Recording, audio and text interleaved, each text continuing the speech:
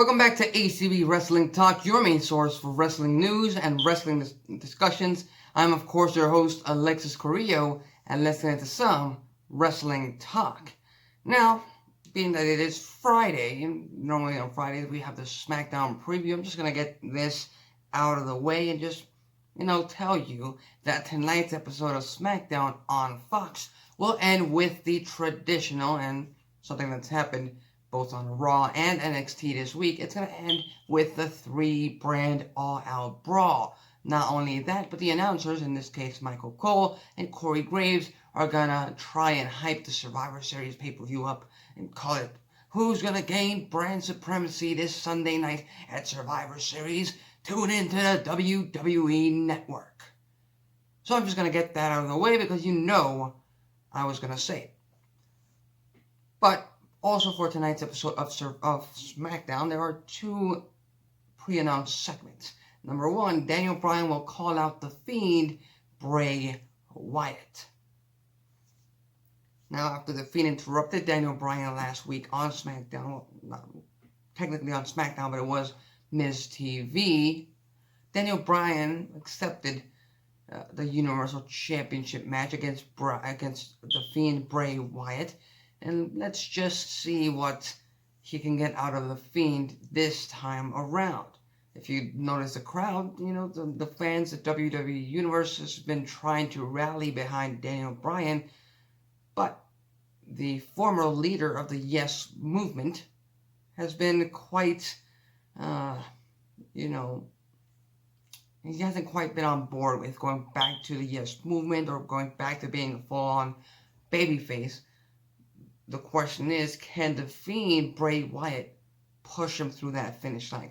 Can the Fiend push him back to babyface position? Or is he going to revert back to a heel? Because, fans love the Fiend character. And I love the Fiend character as well. So, I'm gonna leave my prediction on who's going to come out with the Universal Championship this Sunday for later on tonight today in the show in my Survivor Series preview. We're going to have 6-man tag team action where Roman Reigns, Mustafa Ali, and Chad Gable, again I refuse to call him Shorty G, he's Chad Gable, face off against King Corbin, Robert Roode, and Dolph Ziggler. 6-man tag team action that will most likely get interrupted by Raw or NXT superstars. That's a given. And given that 4 of the 5 men here are part of Team SmackDown going into Survivor Series, this is going to be the main event. Raw and NXT superstars are going to come down and interfere. It's going to start a big old brawl. Probably sometime after the brawl, the 5th SmackDown team member, Braun Strowman, is going to come out and the crowd's going to go wild, and that's going to end the show. That's SmackDown for you. Tune in if you want to. Going into our second segment and the real news coming out of yesterday. NXT finally topped AEW Dynamite in viewership for the first time. That's right, ladies and gentlemen. I believe this is week 8 of the Wednesday Night Wars. AEW Dynamite on TNT, WWE NXT on the USA Network, and finally, NXT got a win over AEW. NXT, of course, pulling up 916,000 viewers against AEW Dynamite's 893,000 viewers. So it's safe to say that Triple H opening the doors to both Raw and SmackDown superstars on Monday Night Raw this past Monday pumped up that viewership. It really got more fans to tune into the product. That's just an assumption on my part. Doesn't make it true, doesn't make it so. I'm just assuming that because they promoted NXT and they promoted the fact that your favorite superstars of Raw and SmackDown were going to be a part of NXT on the USA Network, you tuned in. Obviously, it wasn't that much people, 916,000, compared to the over 2 million that watched Raw and SmackDown, but still, getting the win over Dynamite, that's a check mark on NXT. And of course, Executive Vice President of All Elite Wrestling and AEW superstar Cody commented on Twitter, and he had this to say, and I quote, Take it on the chin. Learn from it. Get up off the mat and get to work. Excuses are for assholes. And I love that last line. Excuses are for assholes. And again, we just talked about this yesterday. Eric Bischoff said that no matter what NXT does or doesn't do, AEW needs to remain non-reactionary. AEW needs to remain with their own product and with their own vision. And I believe that this comment by Cody, at least just this comment, that's exactly what he's saying. That's exactly what he's intended to do. Just because they lost this 1 week in the ratings war to NXT doesn't mean that AEW is going to start scrambling to see what they have to do next to, get one up over NXT. As a matter of fact, take this loss, like he said, take it on the chin, learn from it, get off the mat and get to work. Make a better show. If people didn't tune in to Dynamite over NXT this past Wednesday night, was because NXT had the better show in the fans' eyes. So AEW just needs to produce a better show. But finally, it was becoming a one-sided war. Now we got a little bit of yellow and black in that cake. So let's just wait and see how things turn out next week, because now NXT's got a taste of what it is to beat AEW in the ratings. Are they just going to try and dominate that? Or are they going to try and keep that up? I think so, because, again, it's WWE we're talking about here. Speaking of finally, former WWE NXT superstar Jordan Myles, now ACH, has apparently been released by WWE. This according to Wrestling Inc. and many other wrestling news websites. These news came out mostly because earlier yesterday, ACH took to Twitter and implied that he had been released by WWE by, promoting the fact that he's going to be a part of a few independent shows, I believe, in Texas.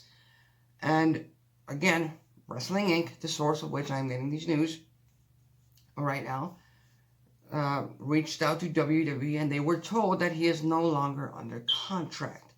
So, like I've mentioned, ACH, you can even look him up on Twitter. He's already being advertised for a few independent shows. And I'm going to get into my opinion on ACH right after these comments by Triple H, who appeared on the most recent NXT media call, and he pretty much talked about how business shouldn't be done and how WWE talents and pretty much professional human beings should handle themselves in a professional workplace. This is what Triple H had to say. I don't understand people airing their issues.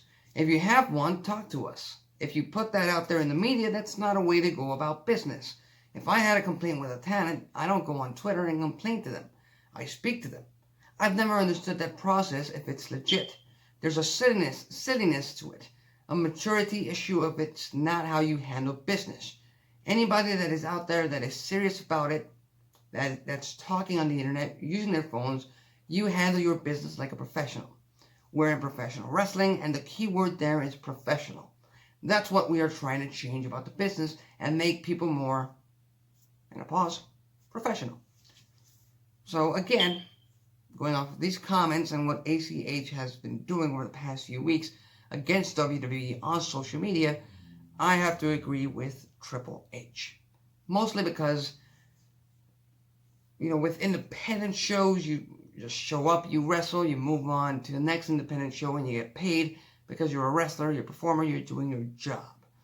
In the case of getting hired by a major company, be it WWE, AEW, New Japan Pro Wrestling, Impact Wrestling, Ring of Honor Wrestling, Major League Wrestling, any of these other companies, you got to understand that there are tons of politics that go along with it backstage. Okay, it's not just a matter of showing up, wrestling, doing your job, and stepping away and going to the next gig. No, once you get hired by a major wrestling company, you're supposed to be a company guy. You represent that company through and through, and the company wants you to represent them in the best light possible. So when ACH took to Twitter and called WWE out for being racist, a racist company, then it's safe to say that WWE did not want any business to do with ACH any longer.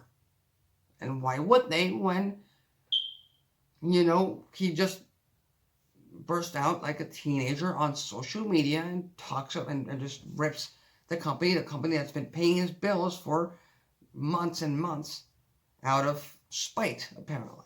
Again, if you ask me, that this whole thing came out of a misunderstanding. I definitely do not believe WWE is a racist company or there are racist intentions on WWE's part or their team.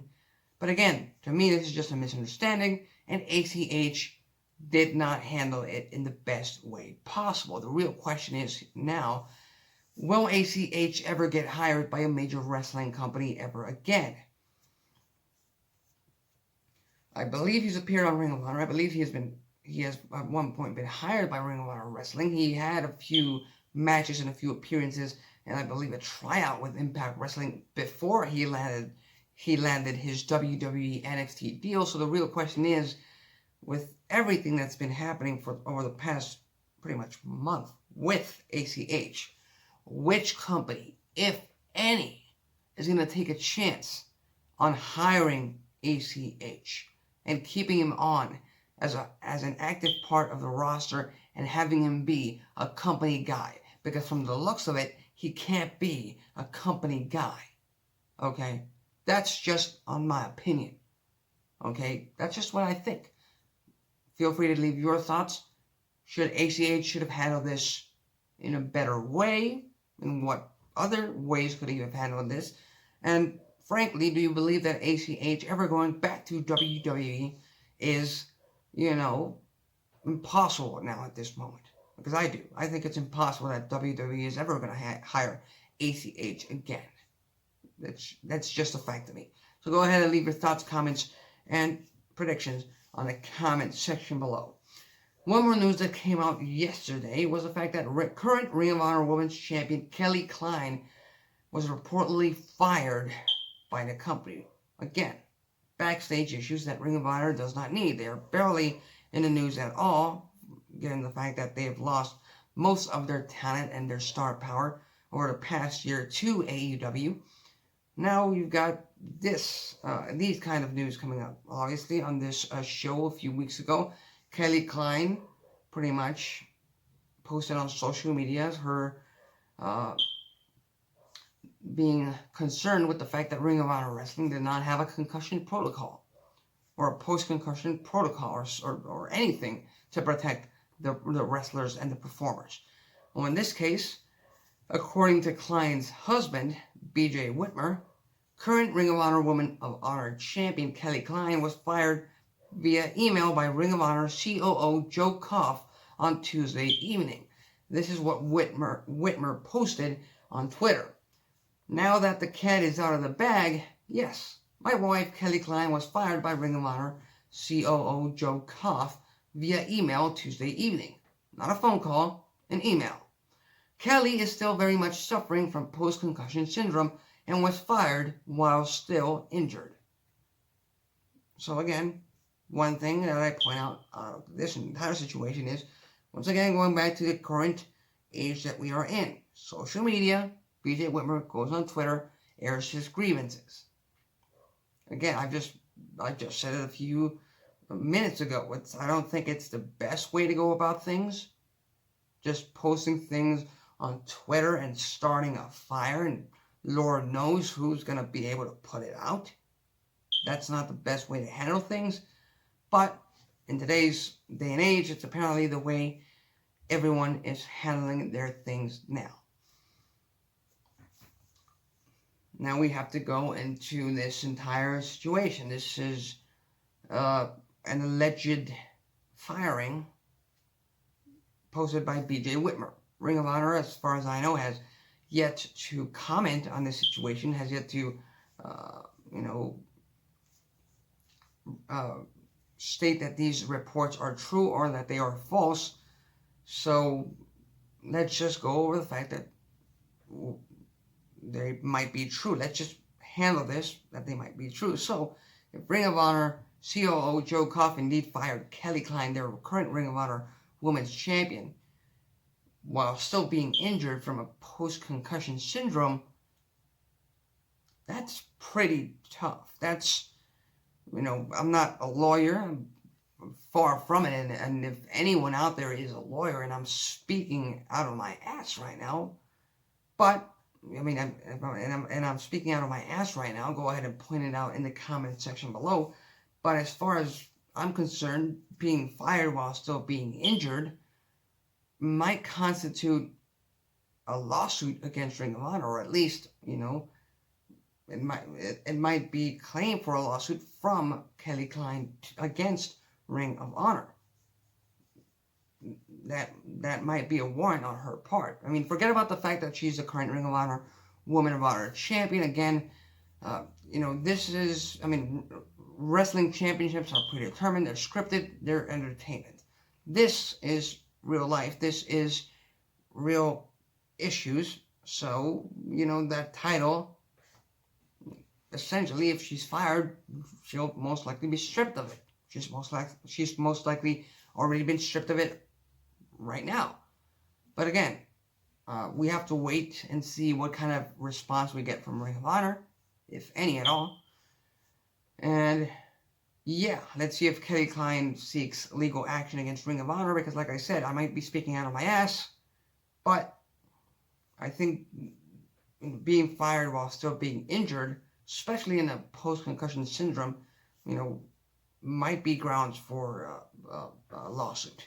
So again, we'll just have to wait and see, and hopefully I'll be able to keep you guys updated on this entire situation come this Monday when we return right here on Wrestling Talk. And finally, this Sunday, we have the big pay-per-view Survivor Series for brand supremacy. And I'm going to keep this short, sweet, and to the point, because like I said, I definitely want to keep these shows a little bit shorter, a little bit more compressed, longer shows, but a little bit more compressed. So, let's get right into it. The no-holds-barred WWE Championship match between Brock Lesnar and Rey Mysterio. You know what I'm going to say. I've been saying it for the past few weeks, ever since this match has been announced. Rey Mysterio has 1% chance of beating Brock Lesnar, and that 1% chance is only because anything is possible in professional wrestling. But after what Lesnar did to Cain Velasquez and what he did to Kofi Kingston, I think he's going to squash Rey Mysterio this Sunday night at Survivor Series. Triple threat match, the first of the brand supremacy matches. Becky Lynch versus Bayley versus Shayna Baszler. Raw champion, SmackDown champion, NXT champion, respectively. Becky Lynch gets the win, but she doesn't pin Shayna Baszler. She doesn't make Shayna Baszler tap out. No, you've got to protect that money feud for the future. No, she pins or taps Bayley out, thus getting a win for Team Raw. Another triple threat tag team match for brand supremacy. Raw tag team champions, the Viking Raiders, face off against the SmackDown tag team champions, the New Day, and they face off against the NXT champions, the Undisputed Era. Number one, Viking Raiders, in my opinion, as dominant as they want to make them feel on Monday Night Raw, I think they have the smallest chance of coming out with the victory this Sunday night in this triple threat tag team match. So who's going to come out with the victory? The New Day or the Undisputed Era, which frankly, given their gimmicks and given their wrestling styles, might be sort of a dream tag team match for me. Just for me. If it's for you, go ahead and leave that on the comment section below. I'm going to go ahead and give this to the Undisputed Era. I think they're going to need as much wins as possible. They're really going to try and put NXT over. So again, the Undisputed Era might pin the New Day. Because again, they're making the Viking Raiders seem so dominant over the past few weeks, ever since they won the Raw Tag Team titles, that I really don't see them getting pinned. So again, the Undisputed Era win this tag team bout. Triple threat match where the U.S. champion AJ Styles face off against the Intercontinental champion Shinsuke Nakamura, face off against the North American champion, Roderick Strong. For all you IWC and independent wrestling fans, this is the IWC's fans' wet dream. AJ Styles versus Shinsuke Nakamura versus Roderick Strong. I think this is the hardest match to predict and the best match to look forward to. Hopefully they're given the time to produce an all-time classic, because these three superstars can definitely produce that. So who comes out with the victory? It's a toughie. I'm going to go with Smackdown. Team Smackdown win over here with Shinsuke Nakamura. I think they're going to really sprinkle these matches out. So I'm going to go with Intercontinental Champion Shinsuke Nakamura getting the win. Universal Championship, Bray Wyatt versus Daniel Bryan. The Fiend versus Daniel Bryan. The Fiend comes out with the victory, leading into TLC, where I think Daniel Bryan might have more of a chance of coming out Universal Champion. But for now, the Fiend keeps the new blue title. NXT title on the line. Adam Cole versus the winner of the triple threat match at NXT War Games. Priest, Dunn, or Dane. It really doesn't matter to me who comes out with the victory in that triple threat match, because at the end of the day, Adam Cole keeps the title. I don't think Priest, Dunn, or Dane are in any position to be NXT champion right now, and Adam Cole needs to remain strong and needs to remain face in front of WWE fans for this Survivor Series pay-per-view. So, 2 more matches for Survivor Series. Both of them the triple threat traditional 5-on-5-on-5 tag team match. For the women's side, we've got Team Raw, Charlotte Flair, Natalya, Sarah Logan, Kairi Sane, and Asuka versus Team SmackDown, Sasha Banks, Carmella, Dana Brooke, Lacey Evans, and Nikki Cross versus Team NXT to be announced. It hasn't been official. I'm thinking that they might announce that tonight on SmackDown. But if I had to make a pick, I'd say Bianca Belair, Mia Yim, Rhea Ripley, Candice LeRae, and Io Shirai, which is a damn good team to begin with. So, we've already got 1 win apiece for Raw, SmackDown, and NXT. So, who gets ahead? Who walks out with the victory? And I've got to go with, as much as I want to give my Team NXT the win, I got to give it to Team Raw winning this match. I don't know. It's just a thing of WWE and Vince McMahon always trying to make Raw the A show, even when sometimes it's not. But Team Raw. And since I already said that, Team Raw is going to win the triple threat 5-on-5 traditional tag team match on the men's side of things as well. It's going to be Team Raw, Seth Rollins, Drew McIntyre, Kevin Owens, Randy Orton, and Ricochet. Great team. Versus Team SmackDown, Roman Reigns, Mustafa Ali, Braun Strowman, King Corbin, and Chad Gable. Versus Team NXT, again, another team to be announced. I have my own predictions. It'll most likely be announced tonight on SmackDown. But my prediction for Team NXT is going to be NXT's daddy, Tommaso Ciampa. Obviously, we just saw Ciampa versus Rollins at NXT this past Wednesday. Their confrontation, really drew sparks. So it's going to be Tommaso Ciampa, Matt Riddle, Keith Lee, Dominic Dijakovic, and Finn Balor, who, at the end of it, is going to cost Team NXT the win against Team Raw.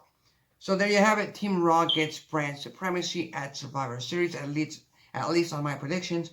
What are your predictions? Who do you think walks out with the brand supremacy? Who do you think walks out with the titles?